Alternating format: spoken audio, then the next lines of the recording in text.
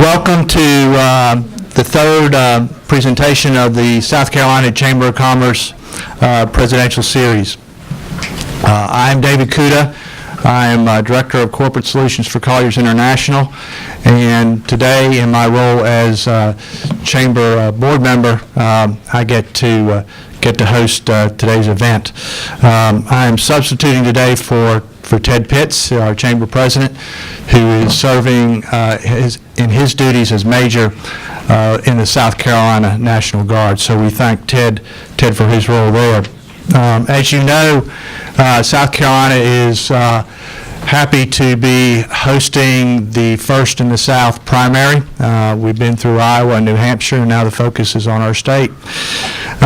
So it's a coveted role that we host the candidates here for the next week or 2 weeks, I guess, for the Democrats. But I think you'll agree with me that this election is critically important to our nation and to South Carolina and to business. And so it's a good opportunity for us to really learn and meet the candidates. You know, in November, the focus will be on the Electoral College. And as you may know, South Carolina has 9 electoral votes. So a lot of the attention in November will go towards the bigger states of Pennsylvania, Illinois, California, and New York. So this opportunity is really a big one for South Carolina. It's an opportunity that really should be taken as a responsibility to vet our candidates. So here's your chance. And so we're pleased to have Governor Kasich here with us today. Before I turn it over to Representative Limehouse, I would like to recognize Representative Donna Hicks from Spartanburg and Representative Heather Crawford from Horry County. Thank you for joining us. I'm proud that the Chamber is continuing this presidential series. As you may know, this is an opportunity available to all candidates from both parties. In November, we had Marco Rubio speak to our group in Hilton Head, and in December, Carly Fiorina was here in this room with us. So today we have Governor Kasich, and to do that introduction, I'm going to ask Representative Chip Limehouse to join us. Thanks. Thank you, David. Thank you, Chip. Thank you. Thank you all, and it's my pleasure to introduce someone I call a friend of mine. I've known him for almost 20 years. He came. Really? Yeah, you don't remember, but we were at the hotel 2 doors down about 20 years ago, and he was conducting a budgeting workshop, and myself, and I think I'm the only legislator still around from those days that's still here, and I'm still on the budget committee of the House, and he went on to be governor. Now he's going to be our next president, so he's done a little better than I have. But since knowing him and following him, I've been thoroughly impressed because I retired. Everybody knows I'm retiring from the legislature, and the Charleston County Party had me and Senator Paul Thurman come give our farewell speeches and did a big hoo-ha for us, and we got to tell about our service, and they asked me one question. They said, "Why are you a Republican?" And I said, "Because it's all about business. That's what we do every day. It's all about business." And I think I win one of the domes that y'all give out every year. I'm a 100% pro-business guy up here, and that's why I've chosen John Kasich, because he sees things like I do. I should say I see things like he does. Look at the job he did in Ohio. When he took over, they had a 350,000 job deficit, and he's at plus 400 and rising right now. And that's not easy to do. That's phenomenal work. And additionally, I'll say while he's being from Ohio, we can't win this race without Ohio and Florida. Let's just be clear about that. If you're not from Ohio and you're not from Florida and you're not on the ticket, so I think a Bush or a Rubio would be a great vice presidential pick. Either one of them. So, and of course we all know his work in Washington. He balanced the budget for the last time as head of the budget committee there. So I won't go on forever. I just want to thank you all. It's a packed house today, and I hope by the time the Q&A is over with, you'll be like me. You'll be a fanatical Kasich supporter like I am, because I really believe in him. So thank you very much. John, come on up here and lay some good words on us.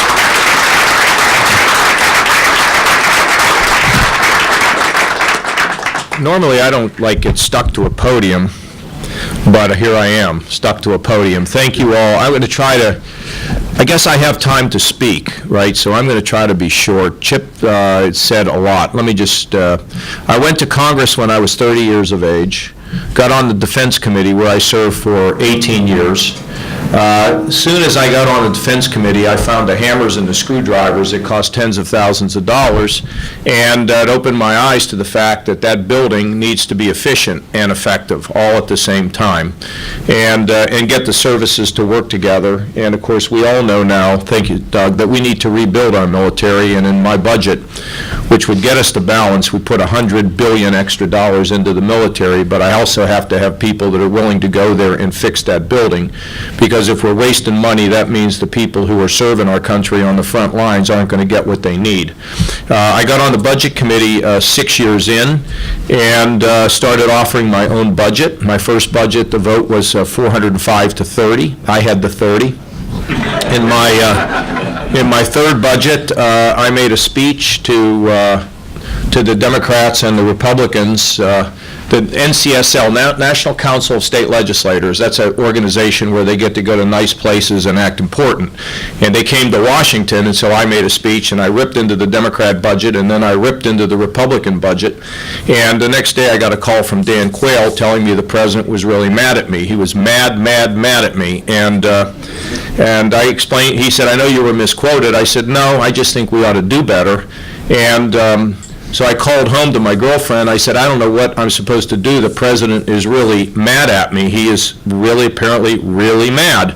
A couple hours later, I get flowers delivered to my desk with a note, the president may be mad at you, but I'm mad about you. And I married her, by the way. I spent 10 years of my life to get us to a balanced budget, and not because I do care about the numbers. I mean, when you could just leave it there. Thank you. It's the numbers, the debt numbers bother me because that goes to our kids. I have two 16-year-old twins. But the other problem is that when we can't control our spending, then businesses get very nervous and they won't expand because they figure they're going to get hit upside the head. And so I finally got there with Senator Domenici. We negotiated a balanced budget. We had balanced budgets 4 years in a row.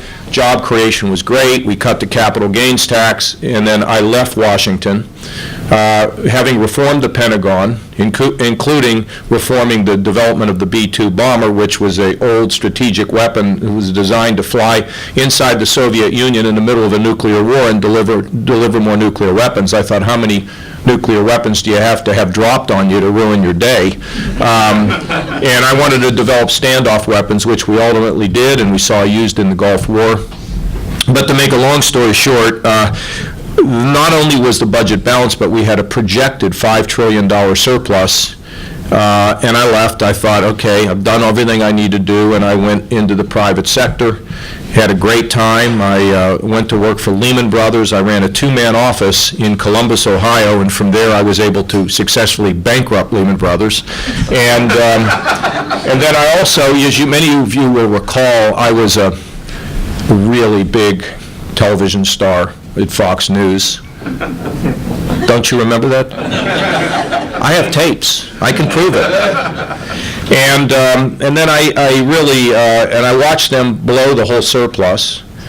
And I asked people, who do you think was in charge of blowing a $5 trillion surplus? And they always say, well, no, it's the Democrats. I said, well, unfortunately, it was a Republican House, a Republican Senate, a Republican President, blew the whole thing. And then I have been telling people, Democrats love to spend, so do Republicans. It's just that Republicans feel guilty. And we need to stand in the breach because we cannot have a rickety-rockety situation. I then felt a calling. I was having a great life. I loved the private sector. Loved it. Couldn't believe it, how much I enjoyed it. And I told my wife that I was thinking about going back in. She said, so after all those years in Congress, I went at 30, at 18 years, I got out, 10 years in the private sector, and my wife says, so you're going to go back into the government, huh? I said, well, sweetie, I think I should. And she said, well, that's just great. And so I decided to run. And the reason I did is I felt a call. I didn't get an email, a text message, or anything. It became clear to me that I had a responsibility, and I went into Ohio, and as Chip mentioned, we were almost dead. I went to New York to meet with the rating agencies, and they all said, we're going to downgrade you. I said, well, give me a year. So we went from $8 billion in the hole to a $2 billion surplus. We're up 400,000 jobs. Our pensions are secure. Our credit is great. And as one other thing, as we've done better, there's one thing I want you to understand. Maybe this makes me a different kind of a conservative. I don't believe that economic growth is an end unto itself. I believe that when we have economic growth, we need to reach out to people who live in the shadows, the mentally ill, who we have shafted as long as I've been around, promised them community help, and we've done nothing. We can find them in jails and living under a bridge, and that's not an America that I want to see. I want to get them on their feet. I want them to get the medication they need so they can have a decent life.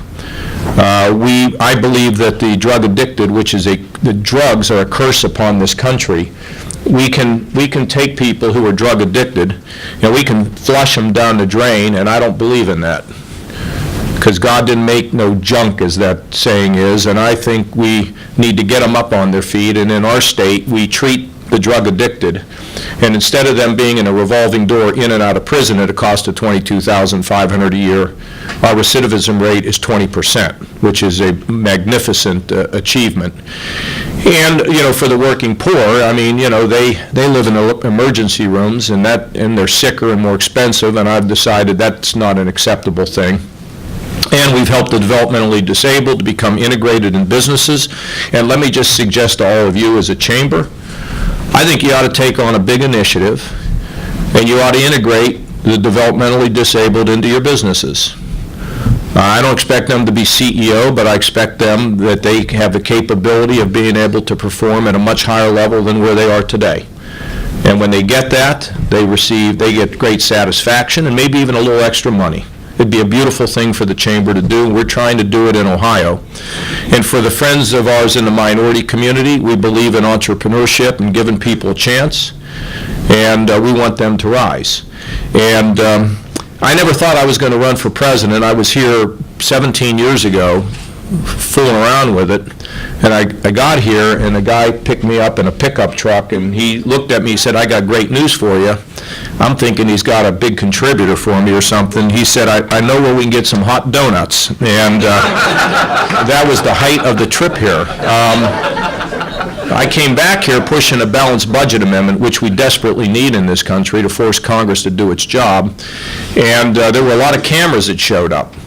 And we had a press conference the next day. I was really surprised at the cameras, the people, and the only way I would have gotten cameras when I came 17 years ago was to break into like a bank or something and get filmed on my way into the squad car. So I was here, and I went to New Hampshire, and I decided to run. I got in July. I operated in like total obscurity. As one of my friends said, I don't know how you got up 100 days in a row at 1% in the polls. It didn't bother you. I said, well, I never read the papers. That's why. And I felt that we would do well in New Hampshire with a message of healing, a message of we're Americans before we are Republicans or Democrats, that we've got a lot of problems in this country, but they can all be solved, and a positive message. And I felt coming out of New Hampshire that even though they'd spent millions against me, and they'll do it here as well, the light outshined the darkness of negative campaigning, and I think it's awfully cool. And I'd like to continue to do that, and I'd like to be able to move all the way across the country, which we will do, but it's important for us to do well in South Carolina, and if I don't do well, I'm going to hold all of you responsible. And then when you come to Columbus to play football, we'll teach you a real lesson. So let me take your questions, okay? What would you like to know? I think we've got some Same questions here. So they're all kind of gamed and pre-sorted? Can we just go directly to these? If you'd like to do that. Let's do this. Then nothing up my sleeve, press. There you go. Okay? And if you go through them. If there's something in there that we need to do, that'd be fine. But who would like to ask? Yes, sir, way in the back. Yes. When you I'm Alan Stahl with the South Carolina Hospital Association, and we obviously support very strongly the Medicaid expansion program. When you did that in Ohio, what was the reaction of the business community, chambers and others? Oh, they were all for it. You know, all the people that understood the implications of it were all for it. And I'm being attacked on it down here, which is really pretty remarkable, right? So if people don't want to do this, what is it they want to do for the mentally ill, the drug addicted, and the working poor? What should we do with them? I mean, you are at risk financially because of uncompensated care, aren't you? And in a couple of years, I think that payments from the federal government go away. Isn't that right? Right. So how are you going to survive? We haven't figured that out yet. Okay, haven't figured out how you're going to survive. Do you have a big hospital here? Several. Okay, interesting. Look, here's the situation. Lawyer in The situation was it's about leadership. And it is really about the effort to realize that, these problems, you can't put your head in the sand. Now, here's what we did, though, that is really interesting, sir. When I came in, our Medicaid program was growing at 10.5%. And in my second budget, it was growing at 2.5%. with not one cut in benefit and not one person taken off the rolls. Is that amazing? Because we innovated government. I'll tell you one of the things we did. We had to beat the nursing home lobby because the nursing home lobby wanted to make sure that everybody had to go to a nursing home. I said, well, wait a minute. If mom and dad want to be in their own home rather than in a nursing home, why don't we give them the resources to do that at a much lower price? And we beat the nursing home lobby, and now you cannot believe how many seniors are staying in their own home, where they're healthier, more independent, and happier. It's fantastic. We also forced the insurance companies to compete against each other more aggressively by widening the area. And then I had to go through a lawsuit where they had their snouts in the trough, but we ended up winning the lawsuit. And then it got to the situation where we actually decided we should pay our bills accurately. Now that was an amazing change. Like we'd round up what the costs were. So and all that got down to 2.5%. So we were then in a position to be able to deal with the problem with these folks. And it's working out really well. I mean, we probably have 400,000 people now who have insurance who didn't before, and they're not living in the emergency rooms. And but I made it clear, if the federal government were to change its numbers, we're getting out. But I don't think that'll happen. If I'm president, by the way, I'm going to send Medicaid back to the states with the guardrails of you have to use it for the poor. You can't use it to pave highways. You got to use it for what it's designed for. But I'll send it back, and you figure it out yourself. Because I'm a believer that like welfare, infrastructure, health care, job training, education ought to be sent to the states where we can have innovation and creativity. But once the states get the power, then they got to be creative. Because a lot of times, politicians are all tarred with the same stick. They get somewhere and people yell at when they want to bring about reform, and they back off. So we got to have big thinking about innovation. Does anybody, let me see if I can find one. Because there's always somebody, well, right here, let me have this.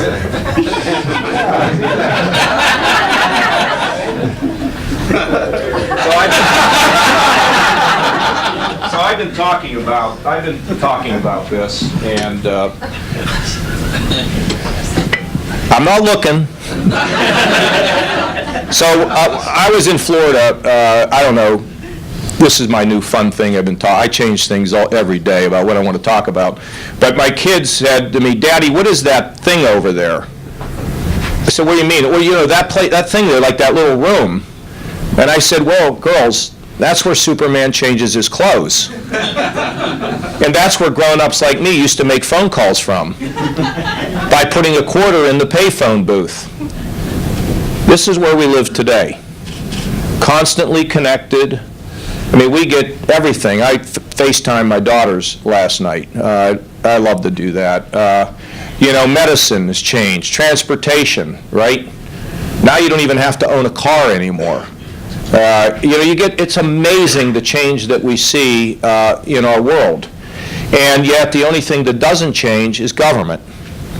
And the reason government doesn't change is because it always has somebody that's protecting the status quo. They don't like change. And so in order to get it done, you have to push. And the better way to get it done is to move the power out of Washington, get it to the states where we got a better chance of getting reform and get a better chance of getting results. But just because it comes to the state doesn't mean it's going to happen if you have a bunch of scaredy cats. And I'll tell you, thank you. I always get more phones this way. You know, I want to give you an example. We've done two things in Ohio that were really dramatic. One is we don't do economic development in the state any longer.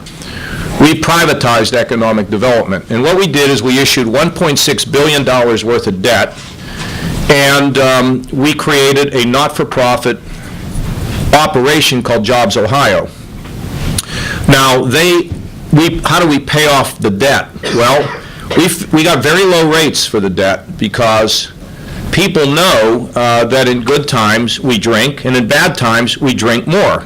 And so you take the proceeds from the drinking and you pay down the bonds, and that leaves the not-for-profit with about $100 million in revenues to operate. And guess what we did? We actually hired people that kind of know business. It's a radical idea.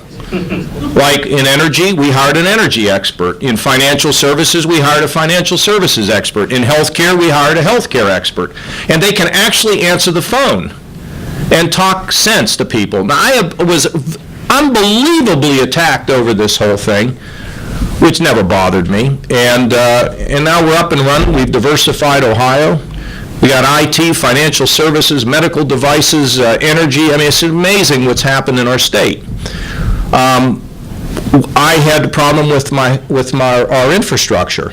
So we had a turnpike that went all the way across northern Ohio, and there were people that were married both to their spouse and to this highway. And the minute I started to talk about extracting value, the people flipped out, and I had to send people up to these little towns and calm everybody down, and did a study. What do we do about this turnpike? We could sell it, we could lease it, and then, aha, we don't have to let control of it go. All we need to do is issue debt against the tolls from the turnpike. And everybody said my political career was over because of this, which wouldn't have been a bad thing in and of itself, but we actually brought in $1 billion in extra funding for infrastructure. And now everybody says it was their idea, which is great. And everybody's working. The building trades, the operating engineers, they're all working. Now, what I thought is, why didn't somebody try this 30 years ago? You know why? Because everybody yelled. So if you're going to have power, use it to drive creativity, innovation, and change. And if you don't do that, then why don't you get out and go do something else? So I'm a big reformer, so that's why I'm not in the establishment lane, because they always make them nervous. And but I think it worked out well with our expansion. Reagan expanded 5 times, and we're pleased about it. But you asked me what time it was, and I told you how we made the clock. But I hope that was all instructive to you. Who else? Yes, ma'am. Right there. Hey, come on down. If you can answer this puzzle, we're going to give you a new car. Okay. Nikki Hutchison with the South Carolina Council on Economic Education. We teach students and teachers in South Carolina K-12 how to become more financially literate. Good idea. Thank you. So my question for you is, I know you're a reformer. Can you talk to us about your education platform as it pertains to student loan reform? Well, in K through 12, to begin with, I would send 104 federal programs into 4 buckets back to you, where you would manage, including a bucket for special education. I think that the higher education problem is really, really hard. I mean, first of all, I don't know what you have in South Carolina, but they ought to have College Credit Plus, where people can get college credit while they're still in high school. And we're now spending money trying to upgrade teachers so they qualify as somebody that qualifies a kid for credit. Secondly, we have a big chunk of students who graduate from high school who think they're doing well, and then they got to take remedial education in college, and they're paying high tuition for something that they should have learned in the 11th grade. Now, so what we need to do is remediate them, I believe, online, so they can be qualified to go to college. Now, So we're out of college now, so we're out of high school, we're thinking about going to college. So you go to a community college for 2 years and transfer the credits to a 4-year school, which is everything should happen. You've cut your costs in half. And if you go 3 years, which the 4-year schools will fight against, but we're going to push it through, we hope, in our state, and we should do it in the country, is you've now cut your costs of higher education by 3/4. Now, here's the problem. The number one goal of a college president today is, what is it for tomorrow? What would you think? What's the number one goal of a college president today for tomorrow? What do you think it would be? What is it? Increase enrollment. No, how about being a college president? Do you know that? So the president of Ohio State wanted to lease parking garages and surface lots, and the entire university community wanted to hang him for it. And he went ahead and did it anyway, and he got $500 million back by doing that. Now, you know, whenever a university president wants to make big changes, people want to go out there and they fight against change, the university community. So it's easier for a college president to ignore administrative costs. That's the fastest growing thing in America, are the rising administrative costs. It's not even professor salaries, it's administrative costs. And they don't want to control it really because it makes it really hard. And I understand how hard it is. I mean, I'm not a university president, but it is difficult to bring about significant change. But if we don't begin to look at the cost drivers at our universities, I think the 4-year schools are going to be a thing of the past. I mean, I think kids are going to get smart enough in the 21st century to start saying, I'll get my education online for just a little bit. And I don't want to see that happen because I think the 4-year experience is a great one. So we got to take cost drivers out, and we ought to have a national, we've done it in Ohio, we should have a national review of all the cost drivers for higher education. So then I think we can think about a couple other things. One is, can businesses be given incentives to help a student pay back some of their loans as a recruiting tool? But, you know, I think that's something to think about. And then you can think about some sort of community service to work off some of the debt that you have. But I don't think we should do that until we get the costs under control. Because if the costs are going to keep going up and we're going to keep forgiving loans, then, I mean, we got a $19 trillion debt. So all this has to be done in one kind of, maybe in a way, in one fell swoop. I never knew what that meant, but I looked it up on the internet, one fell swoop. It's a great thought. But we got to work together. And let me tell you another thing I think we all have to do. We need to start directing students towards their goals early. We need to get them to start thinking about what they might do and what are the available jobs that are out there. Because there's a disconnect between how many unfilled jobs are there in South Carolina? I'll bet there's 100,000. Want to bet money on it? What do you think? 100,000 unfilled jobs because they can't find workers to fill the job. So what we need to do is better align our students with workforce to get them where they need to be. I also believe in early childhood education. I don't think we can let the poor not have the kind of things they need to get a good start. And so we spend money on early childhood. The administration's proposed it in Washington. It's extremely expensive, but it's important because education is the ticket. We all worry about income inequality. No skills, no dough. So we need to think about all that. Workforce, I bet it's a big issue for the chamber, isn't it? Workforce, you got to get this done. And it is possible to do it through measurements and metrics because you can know what the jobs are, and you can know which ones are unfilled, and you can direct students to these jobs as long as they have good counseling that gets them to, we got to mentor them, we got to guide them, we've got to counsel them. And that way they can be prepared for the jobs of today and the jobs of tomorrow. But we got to get the costs of higher education under control. I mean, it's rising faster than anything else in our society. I also heard, and I don't know if this is true, that 1 out of every 4 paycheck is coming from some sort of education.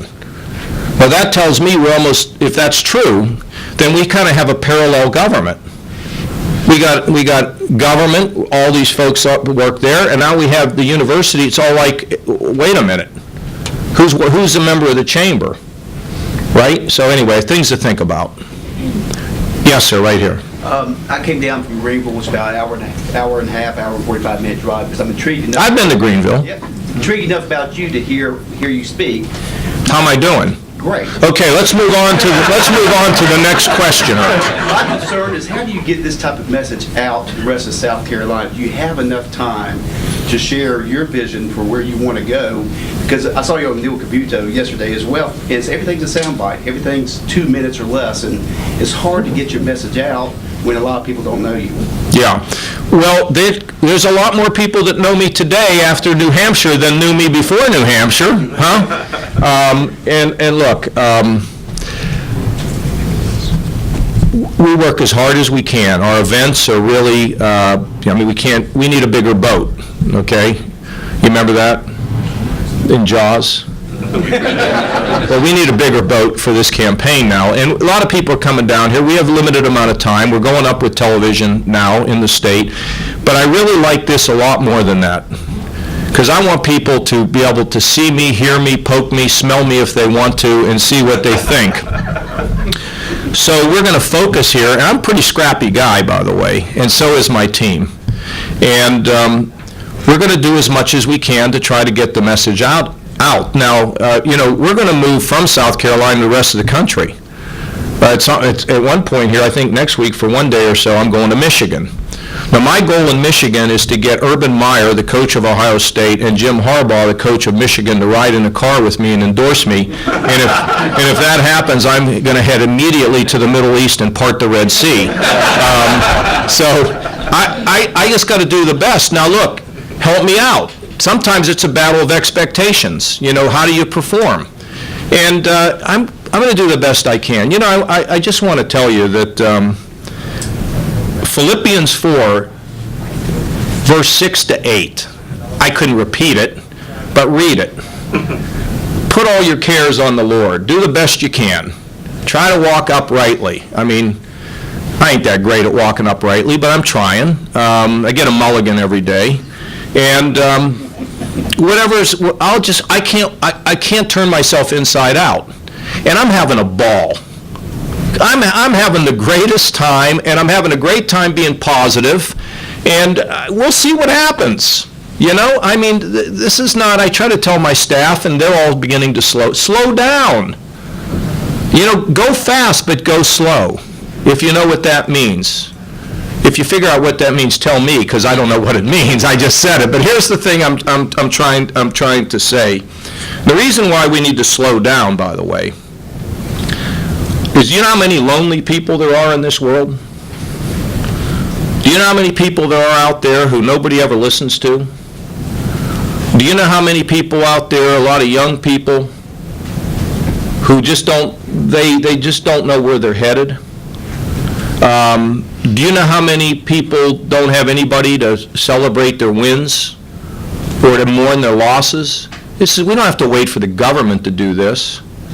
We got to pull ourselves together in this country. And so, look, just to be able to talk about this and have some people listen to that and maybe do something in their lives, I'm a winner. I'm a winner. So, sir, you got to tell everybody you know that I saw the guy, and he's a little different, and but do the best you can for me if you like me. If you don't like me, don't tell anybody. Okay?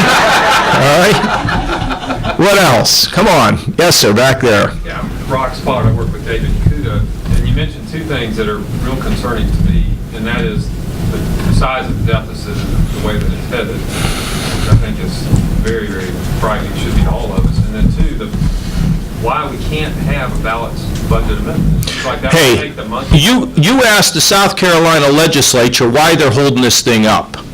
This is ridiculous. I don't understand it. I came down here, all these people, oh yeah, we like all you, but they won't do anything. And they're worried about some convention or something, or somebody's yelling at them, worrying about what would, first of all, if you get anything passed, it takes 38 states to ratify. So we have protection if you have a convention. First of all, you won't have a convention because Congress will pass something. But, to worry about what might happen in a convention when we're running a $19 trillion debt is like saying, I'm not going to run out of this building if it catches on fire because I might get hit by a meteor. So, look, this chamber should be pushing for that balance. But that is the most important thing we can do to force the Congress to do their job. A balanced budget amendment to the Constitution. Either the Congress does it or we write it, and we limit it to balancing the budget. And if they make it bigger, then we'll deal with it in the 38-state ratification. I'm not worried about that. What I'm worried about are politicians that don't want to make choices. They blame somebody else. Now, look, they're under a lot of pressure. I'm not here just to bash them because I don't have to work with them. But look, here's the problem. Balancing the budget's not hard because it doesn't affect that many people. It only affects teachers, lawyers, hospitals, doctors, farmers. I mean, can you name me some other categories of where you live? But they don't want to stand up against the yelling. And we need a leader who can get them to rise. Because when you serve in government, you are creating a legacy. And if your legacy is of negative, I stopped stuff, I mean, what is that? You know how you get energized in government? It's when you are able to create a positive change in somebody's life. And I've been in it a long time, and I'm as idealistic today as I've ever been. Because if we get the right leadership at many different levels, we can fix anything. And look, there's three things you need: common sense regulations, tax cuts, and a fiscal plan. If you do that, everybody's going to get a job. Or not everybody, but I think you're going to have an explosion of jobs like we've had in Ohio and like we had in Washington when I was there. So, sir, I wish the chamber would take a position and tell the legislature to get off their duff and pass the constitutional amendment to the balanced budget. What's holding this up? It's not through either body yet. The other day you asked me in front of the national press and I gave you bad information, but it's not through either body yet. And I can't answer the question. It's just like our road situation. We can't get a bill through the Senate to fix our roads in South Carolina. They're broken, and that's the number one issue besides that is holding the business back in South Carolina. Is that right? Yeah, the roads are torn up in South Carolina. Disaster. I know that's not a presidential issue, but... Yeah, it is, because what I want to do for that is right now, it is a presidential issue, because right now when we pay at the gas pump, we pay a federal tax. And we send it to the committee in Washington. And I don't know what you know about the committee, but I spent most of my career fighting the committee because they're a bunch of pork barrelers. And we don't need this. Our interstates highway system are already done. We don't build any more. So why don't we send a couple pennies down there of that federal tax we pay and keep the rest of it here in South Carolina? Then you can pave your roads in the way you want to, with your rules, with your regulations, not somebody from Washington telling you how to manage your roads here. This would give you a bundle of more money. The committee, the federal government tried to get me to take money for a high-speed train. Now, the train was going to go from Columbus to Cleveland and to Dayton. I never knew who was going to be on the train, but there was only one problem with the high-speed train. It was going to reach a maximum speed of 39 miles an hour. We can run faster than the train, but you got this thing, Amtrak. You know that they can't make a profit in the Amtrak dining facilities. Now, it's not like you can get off the train when it's moving, so how can you not make a profit when you got everybody captured? But anyway, let's get the money back to South Carolina, and let's do that. But you got to solve problems. That's the problem with the country. I think it's a national security issue. We can't seem to fix anything, and people around the world are like, what the heck's happening to America? So let's just get it fixed. All this stuff. Get the border fixed. Let's get Social Security fixed. Let's get the budget in the right direction. Let's clean up the tax code. Let's just do all these things. It's not that hard. So we got to have people working together. And I know we can get it done. I've done it many, many times with a great team of people who are dedicated to the United States of America. There's no reason to be in politics if you don't want to bring about big change and take risks. What else? No late? Yes, ma'am, right here. Do you believe that the nature of the people that are serving in Congress today and the huge bipartisan differences is different from the environment that you worked in when? Not really. I mean, maybe it's a little bit worse.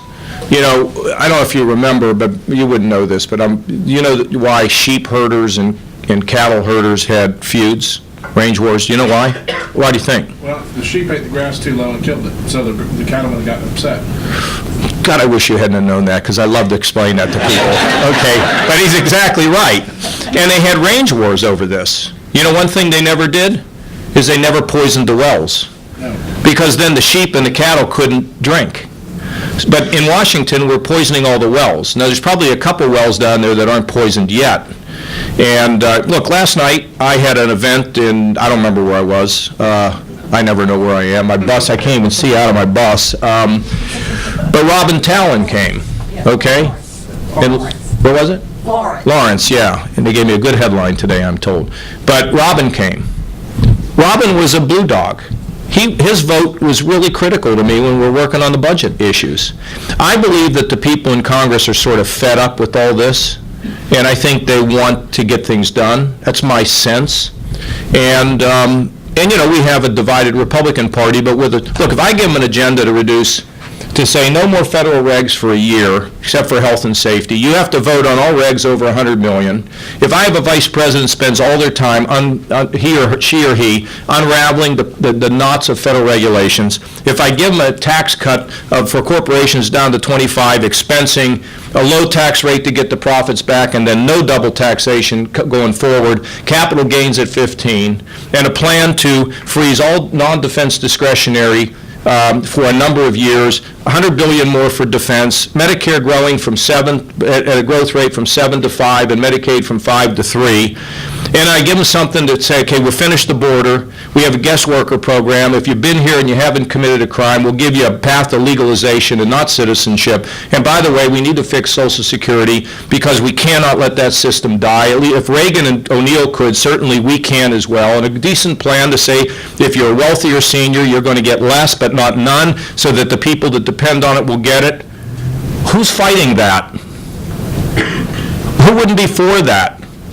It'd unite the party and would bring, you know, some of the Democrats in. And by the way, when the Democrats are talking about who's the bigger socialist, I can tell you that the blue-collar folks are coming my way. My father was a Democrat. If I had said, Dad, are you a socialist? He'd kick me out of the house. So I think we got a great opportunity to do well, and I think we have a great opportunity to fix things. Now, can you see right here this scar right above my eye? Can you see that scar right there? Yes, sir. Well, you're not supposed to say it that quick. I got that scar by some left-wing Democrat from California who headbutted me on the basketball court. That's what we did. We knocked each other around, and it didn't change our philosophy, but we treated each other as people. And so the other thing I'm going to do in those first 100 days is to collect the phone numbers of moms and dads of people who have sons and daughters in Congress. And then I'm going to call them on their birthday, and then mom's going to call her son or daughter in Congress and say, don't you mess with that president, I like him, okay? You know, it sounds like a joke, but it's real. You know, you use the limousine, you use Camp David, you use the airplane. That's what I do as governor. I use all these things to try to get people here. You know, I need you. You're important. This is really critical. Help me out. And that's what you got to do. Look, it's a draining experience. And if you're going to show favorites to certain people, it ain't going to work. And if you're weak, it isn't going to work. You got to lead. Not get too far ahead of the people, but, you know, you're going to walk a lonely road. I'm prepared to do it. That's why I'm doing this. So, yes, sir. You mentioned, excuse me, Janet Yellen. I did? Well, you said Yellen. Oh, okay, Yellen. Yeah. What's your opinion of the Federal Reserve? Well, I mean, first of all, this idea that, first of all, the Federal Reserve is audited now, and this whole business that really, it's a kind of a code word for turning the Fed over to Congress, which would be like a disaster. But I think the Fed needs to be more transparent in their dealings so that they don't like have this secret society over there and we have to read and then the market goes up and down. And by the way, I think the market does not react to fundamentals anymore. It's like the 24-hour news cycle with, I think the market ought to be reflecting fundamentals and not, where oil prices are today. It's getting it's too volatile and too overreactive. Let me say this about the Fed. The Fed, I believe, contributed to income inequality. By leaving rates as low as they were, companies then went and took on debt, which they can write off, and they bought back stock. So the value of our equities rose, while the value of people who were invested in regular banks with savings accounts got diddly. So they got nothing, and then the rich bought the stock, or whoever, not everybody's rich, bought the stock, and their net worth went up. So we had further income inequality. And I think the Fed kept the rates too low for too long, and I think they're too secret. So we should open it up, and I'm glad the rates are going up, but probably still not enough. But the Fed is limited in what it can do. It can't save the economy, but the government's going to, the Congress is going to have to do what they need to do to get a balanced approach to all these things. And so that's kind of my view of it. And it is a contributor to income inequality, in my opinion. But the biggest contributor to income inequality is the lack of skills for some in our society. Anything else? Yes, ma'am. Adeline St. George position. My position on young people is that they can't find jobs. They're amongst the largest groups of people who don't have jobs right now. They're unemployed. And I think this is the reason why they are resonating so much with certain... With Bernie? Yeah. You could say it. And so my question to you is, how can we get jobs back to young people? Well, look, I absolutely believe that if we have anemic economic growth, nobody gets them. But if we have robust economic growth, then there's opportunity. But we got to make sure that our young people are being trained again for the jobs that exist. Because people don't care how old you are. If you have skills, you make the basketball team. And but we have such an anemic recovery. It's the worst recovery since World War II because our regulations are up, our taxes are up, and our fiscal policy is a disaster. So, like the formula that makes things work has been violated. So if we get the formula back into place and carry it out, we'll have more jobs and I think more opportunity for these young people. And they're very frustrated. What I want to make sure of is that they don't think that everything can be free. Like free this and free that, Now, here's the thing. I think Bernie ought to be president of Ben & Jerry's, and for 1 year, we get free ice cream. What do you think? You like that idea? I like it. Although it's Lent, and I had to give up ice cream without stocking up, before Lent. But that's what I think is the answer. Let me tell you a couple other things I think we need to think about, Miss. We need mentoring in all of our schools.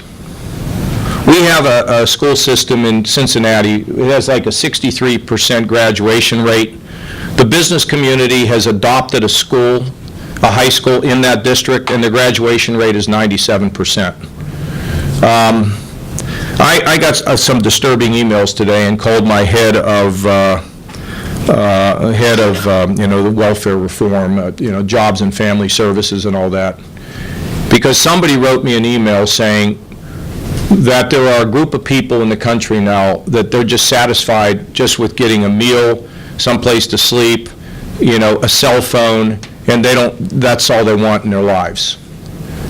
And I called her. She's African American. She's really something. She grew up in poverty. She's a law degree. She was a prosecutor. She's now running my whole job and family services. I tell you, I love this lady. She's incredible. She said, John, go back to basics. We need to be telling young people about what's possible. And for people who don't think things are possible, if we don't tell them that it's possible and show them that it's possible, they'll take the default option of, woe is me, and there's nothing I can do, and there shouldn't be high expectations in my life. We need to I believe that every school should have mentoring in it. And it doesn't matter whether it's rich or poor. We need to tell kids, you're special.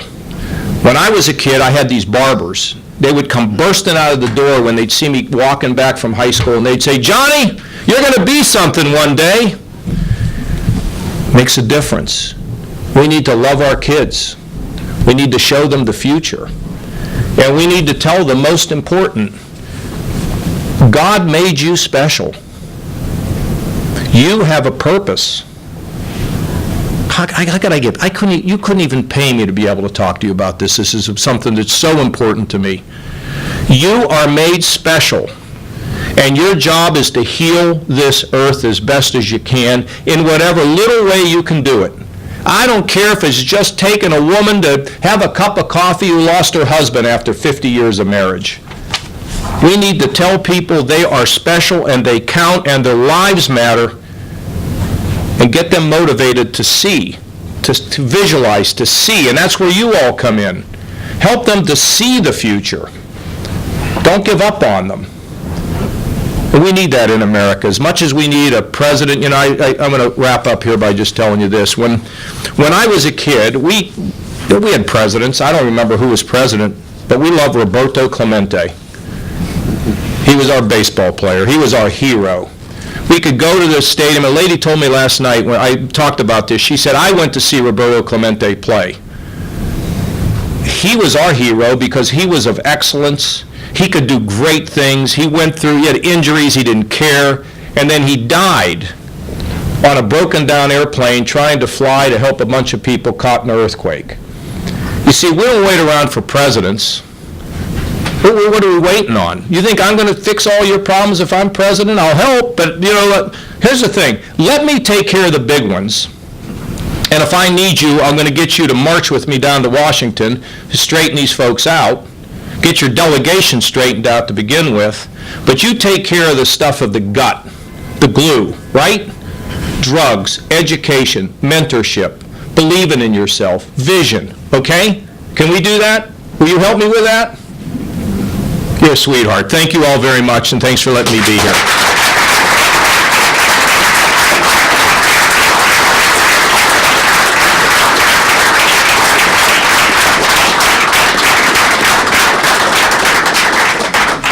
Thank you, Governor. We appreciate your attendance. We know you got a busy schedule, but I don't know if you're going to be around to just meet and greet some people. We gotta go talk to the press. Okay, I gotta talk to the press and then I have to leave, but